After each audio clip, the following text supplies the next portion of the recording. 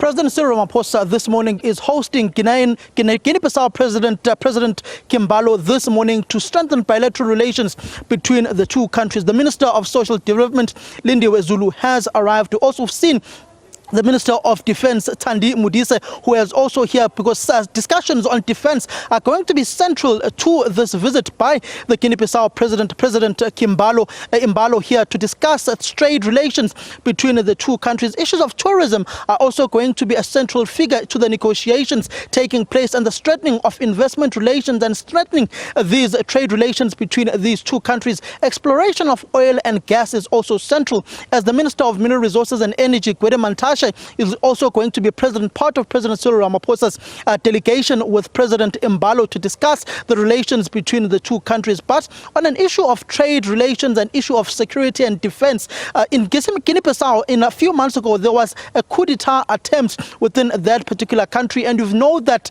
there is a Vision 2063 on silencing of the guns. President Cyril Ramaphosa is definitely going to have a discussion with President Embaló on the peace and security and stability of Guinea-Bissau going into the future, and particularly knowing that there is that vision of 2063 of silencing the guns.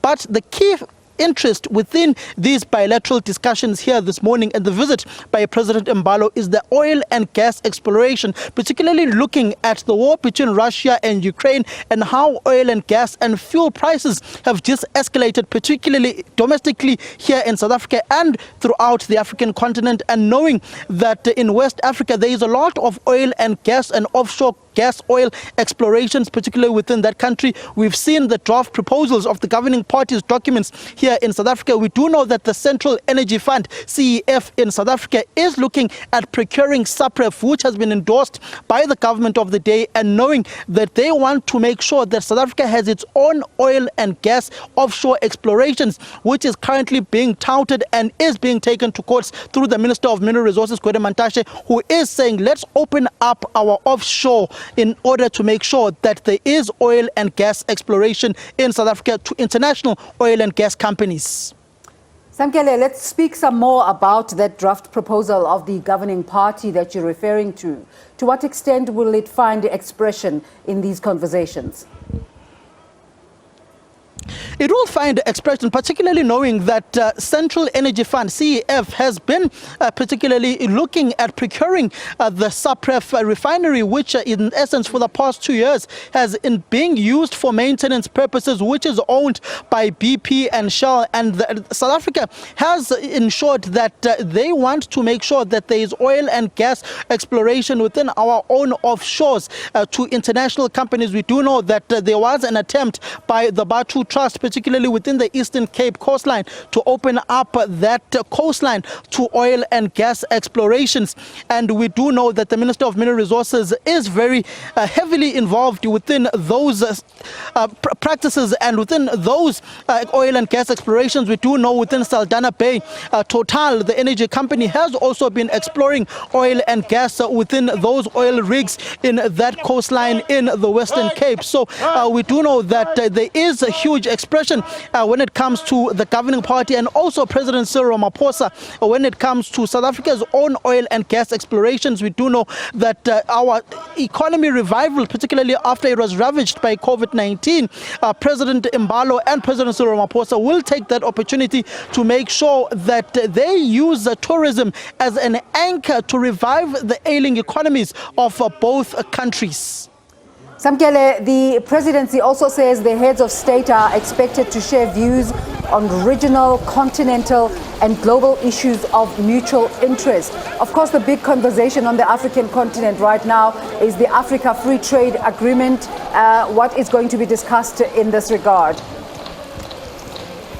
On the Africa Free Trade Agreement, we do know that President Cyril Ramaphosa is an advocate of the Africa Free Trade Agreement. They are part of the signatories. We also do know that South Africa is saying and pushing for more African countries to trade amongst themselves in order to uplift South Africa's economy. We do know that the Minister of Social Development, Lindiwe Zulu, speaking to us with Cyril Ramaphosa earlier on, spoke about the importance of trade relations between the two countries. We do know that in Guinea-Bissau, Guinea-Bissau, there are a number of islands which is a tourist destination and which they will want to use to anchor their economy as well in order to attract investment into their country. And South Africa as well is a tourist destination. We do know that the Minister of Tourism, Lindiwe Sisulu, has been an advocate of saying that she wants more African brothers and sisters and African countries to make sure that their citizens come towards South Africa. They come and visit South Africa. They come and spend their monies here. But